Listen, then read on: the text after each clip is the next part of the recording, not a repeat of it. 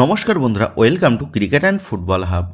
তো বন্ধুরা, গতকাল বিশ্বাস ভার্সেস আত্মবিশ্বাসের দুটো ম্যাচের সাক্ষী থাকলো ভারতীয় ফুটবল সমর্থকরা। একদিকে প্রথম ম্যাচ ড্র করে বেশ খানিকটা চাপ নিয়ে গতকাল সুপার কাপের ম্যাচে খেলতে নেমেছিল ইস্টবেঙ্গল।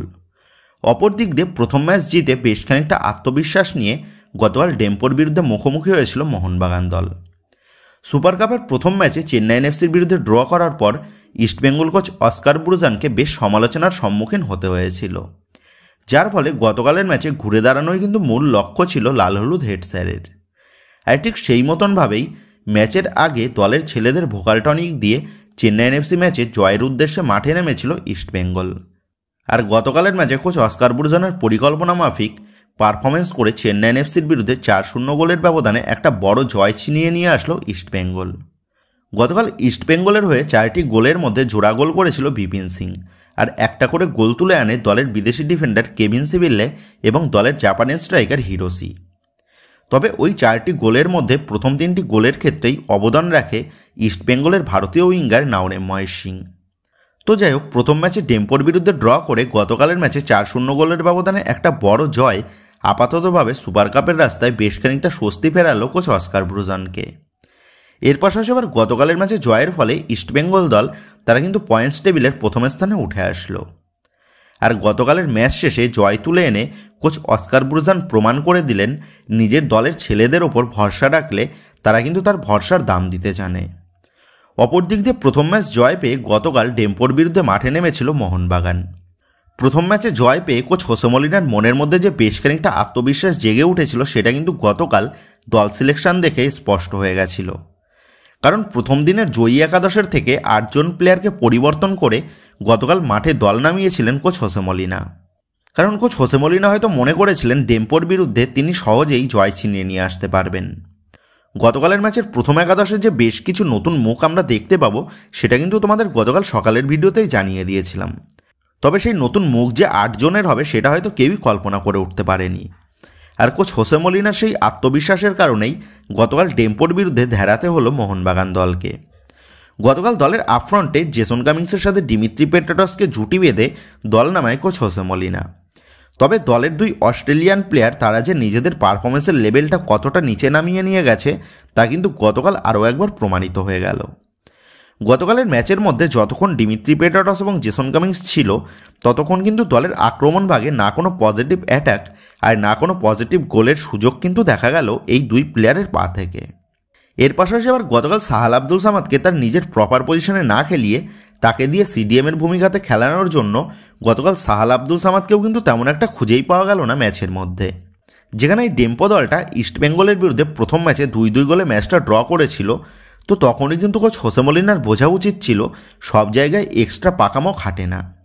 কিন্তু কোচ হোসে মলিনা নিজের দলের ওপর অতিরিক্ত আত্মবিশ্বাস রেখে গতকালের ম্যাচে 8 জন প্লেয়ারকে পরিবর্তন করে তিনি একাদশ নামান, যার কারণে প্রথম ম্যাচে মোহনবাগানের খেলাতে যেমন আক্রমণাত্মক ছন্দ দেখা গেছিল, তো ঠিক সেই রকমের ছন্দটা গতকালের ম্যাচে কিন্তু মোটেও খুঁজে পাওয়া যায়নি। যেখানে প্রথম ম্যাচে মোহনবাগান দলের তরফ থেকে একাধিক আক্রমণ দেখা গেছিল, সেখানে দাঁড়িয়ে গতকালের ম্যাচে হাতে গোনা মাত্র কয়েকটা আক্রমণই কিন্তু দেখা যায় বাগান ব্রিগেডের তরফ থেকে।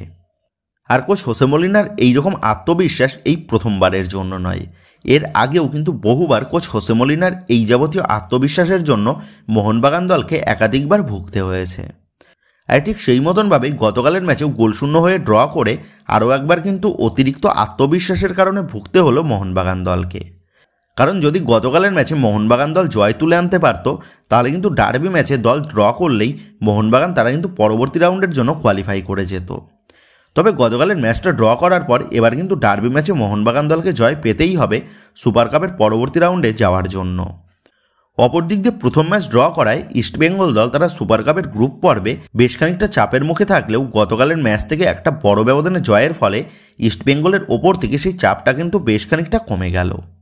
কারণ ইস্টবেঙ্গল যদি ডার্বি ম্যাচে ড্রও করে তবুও কিন্তু ইস্টবেঙ্গল তারা সুপার কাপের পরবর্তী রাউন্ডের জন্য কোয়ালিফাই করে যাবে, যার ফলে আরও একবার কিন্তু প্রমাণ হয়ে গেল অতিরিক্ত আত্মবিশ্বাস কতটা ভয়ঙ্কর। তো যাই হোক, গতকাল ম্যাচ শেষে কোচ হোসে মলিনা তিনি স্বীকার করে নেন গতকালের ম্যাচ ড্র হওয়ার জন্য তিনি নিজেই দায়ী।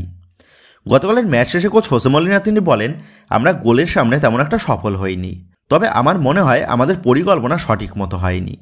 দ্বিতীয়ার্ধে আমরা পরিস্থিতি বদলে দিয়েছিলাম এবং আমরা আরও ভালো খেলতে পারতাম, তবে গোল না করতে পারলে কোনো লাভই নেই। যার কারণে এবার কিন্তু আমাদের ডার্বি ম্যাচের ফলাফলের উপর নির্ভর করে থাকতে হবে। তবে আগামী ডার্বি ম্যাচটা দুই দলের জন্যই সহজ হবে না। তো গতকাল ম্যাচ শেষে এমনই মন্তব্য করতে শোনা যায় কোচ হোসে মলিনার মুখ থেকে। কিন্তু আগামী ডার্বি ম্যাচটা যে ইস্টবেঙ্গলের থেকেও মোহনবাগানের জন্য বেশি চাপের তা কিন্তু সুপার কাপের গ্রুপ পর্বের পরিসংখ্যান দেখে স্পষ্ট। সেক্ষেত্রে এখন এটাই দেখার বিষয় হবে আগামী 31 তারিখ সন্ধ্যে 7:30 থেকে সুপার কাপের সুপার ডার্বিতে কোন দল বাজিমাত করে পরবর্তী রাউন্ডের জন্য কোয়ালিফাই করে। তো বন্ধুরা, তোমাদের কি মনে হচ্ছে মোহনবাগান কি পারবে ইস্টবেঙ্গলকে হারিয়ে পরবর্তী রাউন্ডের জন্য কোয়ালিফাই করতে, নাকি ইস্টবেঙ্গল দল তারা শিল্ড হারের বদলা নিতে মোহনবাগানকে হারিয়ে সুপার কাপের পরবর্তী রাউন্ডের জন্য কোয়ালিফাই করবে? তো এই বিষয়ে তোমাদের মতামতটা অবশ্যই নিচে কমেন্ট করে জানিয়ে দিও। তো যাই হোক, মোহনবাগান দলের সাথে যুক্ত হয়েই মোহনবাগান দলের জন্য বিগত বেশ কিছু বছর ধরে নিজেকে উজাড় করে দিয়েছে মোহনবাগান দলের অস্ট্রেলিয়ান তারকা ডিমিত্রি পেট্রাটস। তবে গত মরশুম থেকে আমরা কিন্তু সেই পুরনো ডিমিত্রি পেট্রাটসকে আর তেমন একটা খুঁজে পাইনি। এক কথায় বলা চলে ডিমিত্রি পেট্রাটস সে কিন্তু এবার ফুরিয়ে যাওয়ার পথে। তবে ডিমিত্রি পেট্রাটসের পারফরমেন্সটা হারিয়ে যাচ্ছে, নাকি কোচ হোসে মলিনার গেম প্ল্যানিংয়ের জন্য ডিমিত্রি পেট্রাটস ফিট নয়, সেটাই কিন্তু বোঝা মুশকিল।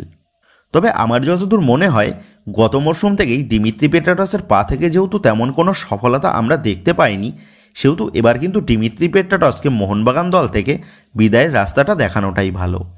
কারণ ডিমিত্রি পেট্রাটস সেও কিন্তু বহুদিন ধরে মোহনবাগান জার্সিতে তেমন একটা সফলতা পাচ্ছে না, যার কারণে সে কিন্তু নিজেও নিজের কনফিডেন্সটাকে দিনে দিনে হারিয়ে ফেলছে। যার জন্য এবার কিন্তু সময় এসেছে ডিমিত্রি পেট্রাটসকে সসম্মানে বিদায় জানানো এবং ডিমিত্রি পেট্রাটসকে বিদায় জানিয়ে দলে একজন প্রপার অ্যাটাকিং মিডফিল্ডার নিয়ে আসা, যে গ্রেগ স্টুয়ার্টের মতন দলের মিডফিল্ড থেকে দলের আক্রমণভাগের খেলাটা পুরো কন্ট্রোল করবে। আর এই ডিমিত্রি পেট্রাটসের পাশাপাশি দলের আর এক অস্ট্রেলিয়ান তথা জেসন কামিংসের পারফরমেন্সের দিকেও কিন্তু এবার নজর দেওয়ার সময় এসেছে মোহনবাগান ম্যানেজমেন্টের। কারণ এই ডিমিত্রি পেট্রাটসের মতনই জেসন কামিংসের কাছ থেকেও কিন্তু আমরা তেমন একটা সফলতা দেখতে পাচ্ছি না, যেমনটা এর আগে আমরা দেখে এসেছি।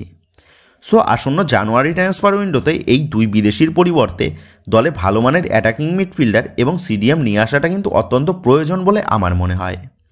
তো বন্ধুরা, এই বিষয়ে তোমাদের কি মতামত তা কিন্তু অবশ্যই নিচে কমেন্ট করে জানিয়ে দিও। তো বন্ধুরা, এই ভিডিওতে এই বিষয়গুলো নিয়েই তোমাদের মধ্যে আলোচনা করার ছিল। তো আশা করি ভিডিওটা তোমাদের ভালো লেগেছে। তো যদি ভিডিওটা ভালো লেগে থাকে তাহলে ভিডিওতে লাইক দিয়ে চ্যানেল সাবস্ক্রাইব করে পাশে থাকা বেল আইকনটা অবশ্যই প্রেস করে দিও। আর তোমরা যারা এখনও পর্যন্ত আমাদের সোশ্যাল মিডিয়া পেজের সাথে যুক্ত হওনি তারা নিচে ডেসক্রিপশন বক্সের লিঙ্ক থেকে আমাদের সোশ্যাল মিডিয়া পেজের সাথে যুক্ত হয়ে যাও, কারণ এখন কিন্তু সমস্ত রকমের লেটেস্ট আপডেটগুলো সবার আগে আমাদের সোশ্যাল মিডিয়া পেজেই পোস্ট করা হয়। আর তোমরা এখন ফেসবুক এবং ইনস্টাগ্রামে গিয়ে তোমরা আমাদের এই চ্যানেলের নাম লিখে সার্চ করলেও তোমরা কিন্তু আমাদের ফেসবুক এবং ইনস্টাগ্রাম পেজটাও খুঁজে পেয়ে যাবে। সেক্ষেত্রে তোমার প্রিয় দলের সমস্ত রকম লেটেস্ট আপডেট সবার আগে জানার জন্য এবং আমার সাথে সরাসরি যে কোনো বিষয়ে কথা বলার জন্য তোমরা অবশ্যই মনে করো আমাদের সোশ্যাল মিডিয়া পেজের সাথে যুক্ত হয়ে যেও। তো বন্ধুরা, এই ভিডিওটা এটুকুই ছিল। তো আসি বন্ধুরা, দেখা হচ্ছে পরের ভিডিওতে।